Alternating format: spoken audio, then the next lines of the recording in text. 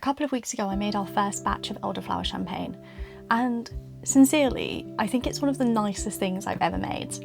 I only made a small batch though because I wanted to test it. I was scared of everything exploding, I didn't know what I was doing, and I just wanted to make sure it tasted nice and make sure we liked it. But it turns out that it's probably one of the most delightful things that either of us have ever tasted. So it's time to get another batch on the go. So as with most things I'm doing at the moment, there is an ulterior motive to the elderflower champagne, and that is because we want some for our wedding. We're getting married in July next year.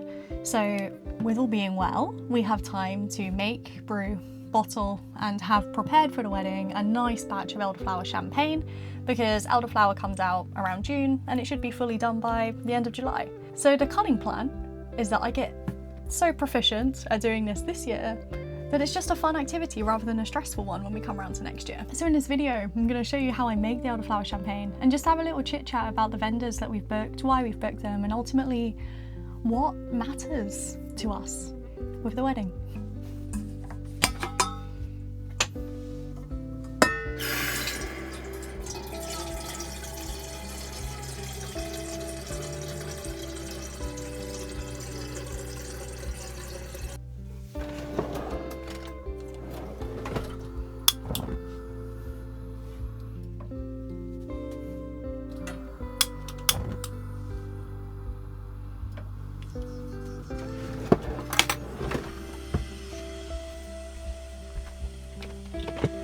So the actual making of elderflower champagne is pretty simple.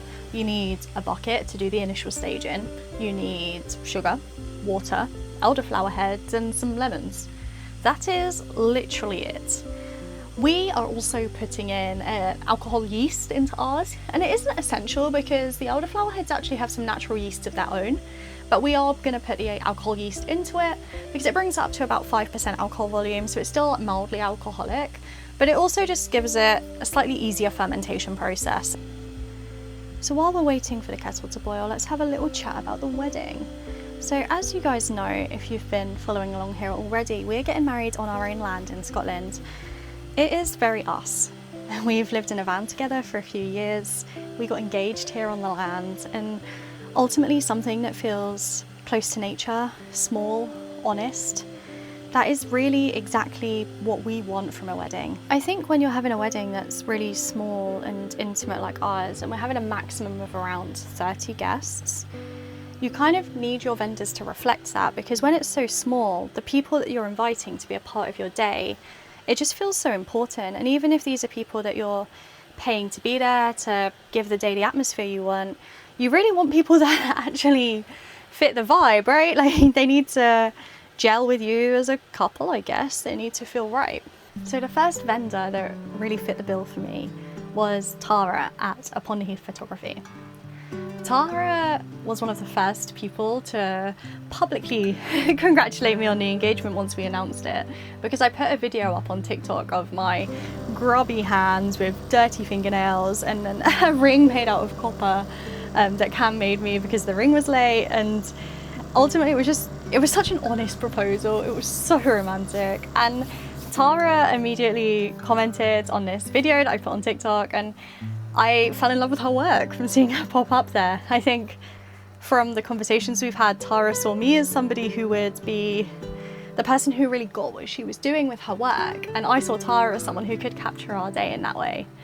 And her work just speaks for itself. She does a lot of film work with her weddings, and she does digital too, but sincerely it's the film that kind of captured my heart, and I'm going to be showing it all on the screen while I'm talking to you now. But yeah, the way Tara tells stories, I think you can just feel her passion for human beings at the center of it. And it's someone who captures the honest moments like this, not just the champagne towers or the confetti shots or anything that feels too staged. Like, that just isn't us.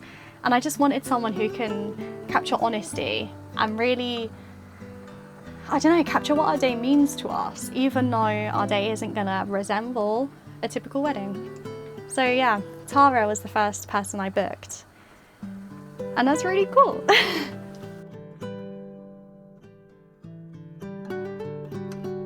Kettle is boiled. So the first step is to dissolve some sugar in the boiling water. Gonna do like 2 litres of boiling water, maybe just shy of that, depending on what fit in the kettle. There we go, it's about 1.5 litres. And now I need some sugar. Do I have some out? So I bought some extra sugar today because we're gonna need about 4 cups of sugar for this recipe. And yes, I use cups rather than grams because in a van it is just easier.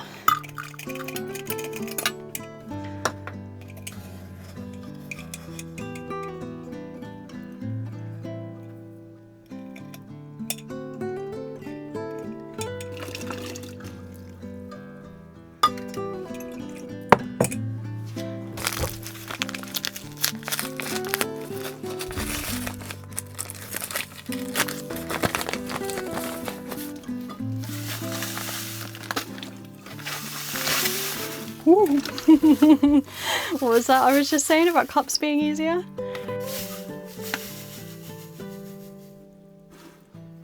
There we go. That should be enough. Just a bit more for luck. There we go. It's just going to get that all dissolved.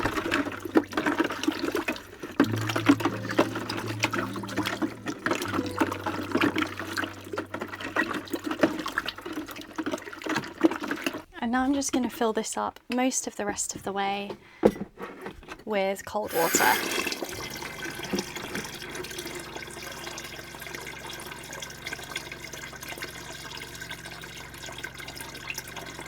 We have 2 taps here. This one is just normal water for washing up and stuff, and this one is drinking water. Basically, because we use rainwater harvesting to actually get water, the drinking water tap goes through an extra UV light to kill off any bacteria, and this one doesn't. So that is why you see me using the little tap a little bit more often than the big one.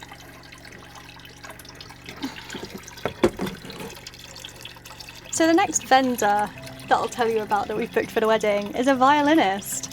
And that might sound a little bougie and a little extra, but I love string instruments, and because we're in like a woodland glade, there's something I think that felt really magical and elfish almost to me about having a violin player here for when we're having our ceremony and for like a drinks reception afterwards. So I booked the Caithness violinist. Cam and I sat down and had a little look at her work together before I booked her, obviously, and she did all sorts of stuff on her website. So she has like Lord of the Rings music and a few songs that we both liked, and I just had a lot of good vibes about her already. The decision to actually book her happened when we were talking about her rates and just finding out a bit more information. So at that stage, Elizabeth asked me what I wanted that aisle music to be, what I wanted to walk down the aisle to, and I told her. And within about, I don't know, half an hour of me sending this message, Elizabeth had gone and downloaded some sheet music for the song and literally sent me over a full-length sample of her playing the song that I said I wanted for the aisle music. And I just couldn't believe how above and beyond she went to show me what that would look like before I'd even handed over a deposit, before I'd handed over any money.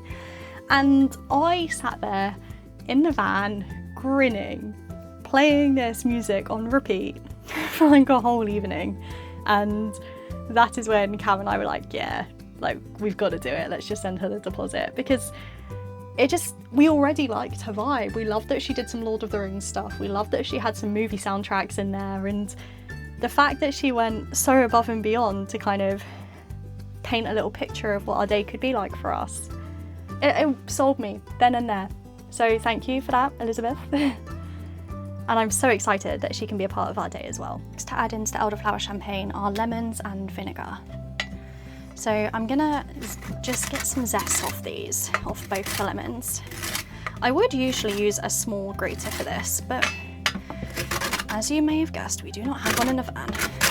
So I'm just going full at it with the cheese grater. And it worked last time, so it's gonna be fine. Now I've zested those lemons, I'm just gonna chop them in half and squeeze the juice directly into the bucket. It doesn't really matter that there's loads of like pips and stuff in them still, because I'm going to strain it all at the end to get the elderflower out anyway. So these can just go directly into that bucket that I filled with water. So as a treat to myself, I've also booked makeup for the wedding. I'm fortunate that I don't need to book hair because Cam's sister is a hairdresser and she's absolutely exceptional. So thankfully, Amy has agreed to do my hair for the wedding, which I will be grateful for until the end of time. Thank you very much, Amy. But I did decide to treat myself to makeup. I, as you may have noticed, never usually wear makeup, but I do really like being pampered and I really like having makeup on. I just don't really see it as part of my day-to-day life. It isn't ever something that I feel I have to put on. But you know, it's a wedding, so it just felt right that I paid for someone to come and do my makeup, to just give myself that treat, and also just to treat the people that mean so much to me. The people I've asked to be my bridesmaids, including one who I've not asked yet, so I'm not going to say anything about those.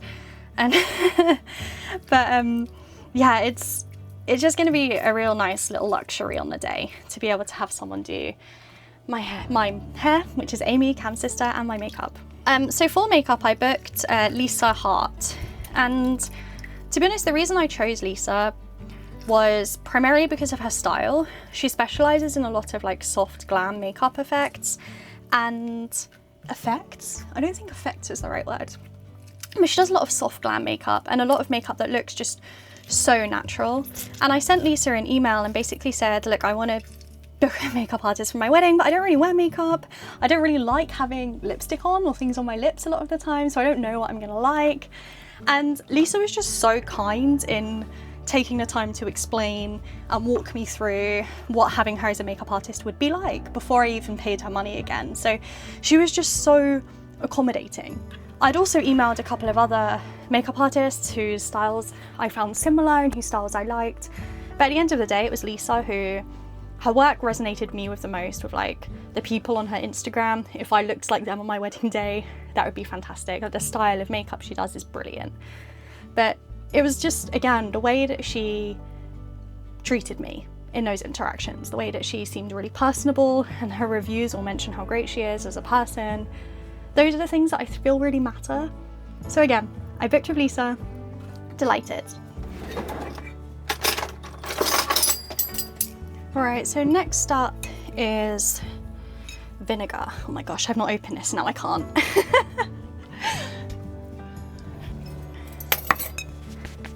Okay,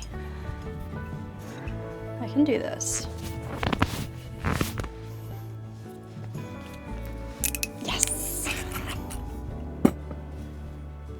Vinegar. Just over 2 tablespoons, about 2.5. You can add extra lemon if you don't want to add vinegar. That works absolutely fine too. Next up, I'm going to put the yeast in. And I believe I need roughly a 1/4 teaspoon of yeast. There we go. And it's this like sparkling wine yeast for white wine that I'm using. And now I'm just gonna pop in everything else.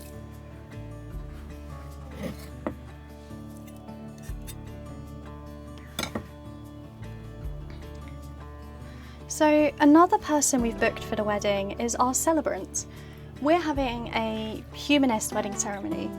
So another person we've booked for the wedding is our celebrant.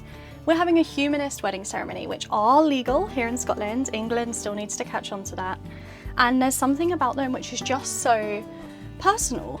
Rather than being a religious ceremony or a registry office ceremony, humanist ceremonies kind of sit halfway in between. And they are a proper wedding ceremony, but they celebrate a lot more of like the couple's individual love story, and they have so many more unique things you can add into them rather than sticking to like a by the book thing like you have to with a church ceremony or a registry office ceremony. With the wedding being here on our land, it allows us to incorporate a few rituals and I don't know if ritual is the right word, we're not killing anybody. I don't even know what word I'm looking for.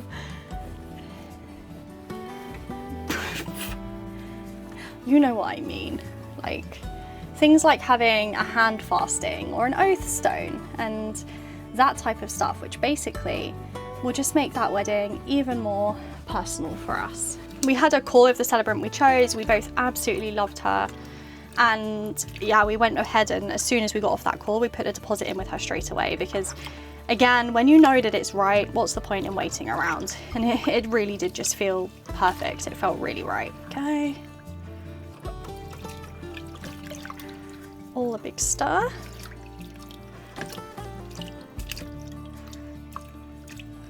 So yeah, if you're interested in hearing a bit more about like a humanist ceremony, if you've got questions about that, I would be more than happy to answer them with what I know so far, which might not be much, but it's more than you know if you're asking a question.